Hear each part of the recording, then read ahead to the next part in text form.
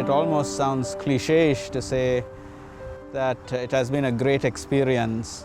I think if you asked any seminarian, or if so far the ones that we have been talking to, all of them say, oh, they're having a great experience. But really, I feel in my heart that it has been a terrific experience, starting off with kind of an introduction, not jumping into the retreat right away, getting us situated, then actually going into the retreat, 8 days, silence, individualized spiritual direction, and then classes that really the material is related back to the retreat. We are discussing material that was spoken about in the retreat.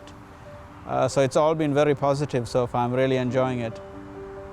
I actually had very high expectations coming into the summer.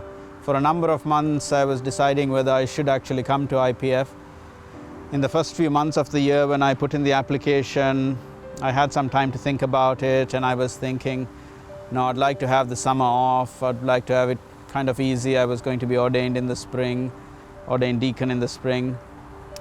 And so I was debating really, should I come, should I not, should I take it easy?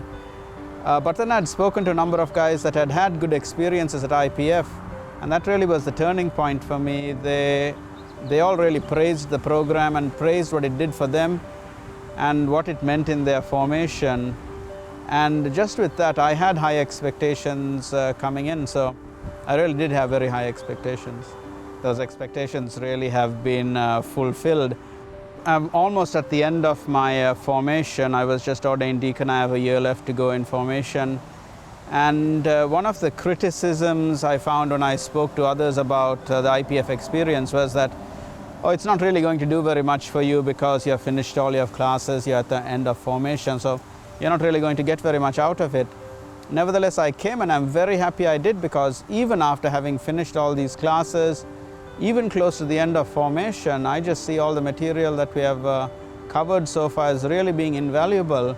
Starting out with discernment of spirits, which is so fundamental to discernment in general, and then speaking about our relationship to God and how we are supposed to understand that the love from God.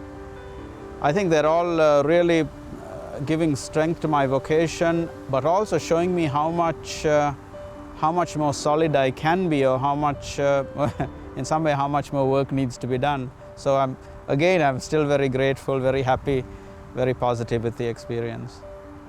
You would think that IPF wouldn't be important for seminarians because of the time that seminaries have existed and the formation programs, and really the thoroughness in which formation programs take place.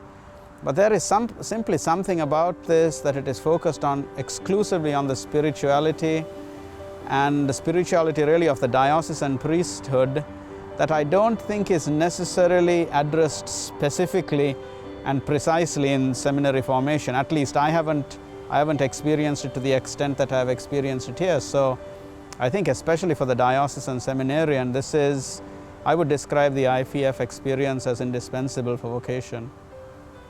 To the laity, I would want to say, for the diocesan priest, we aren't going into religious life, we aren't going into monasteries, we aren't going into a monastic life. We're really going into lives of service for the laity. And I think I get the sense, certainly from my own experience, but also in the few weeks here, that how important it is that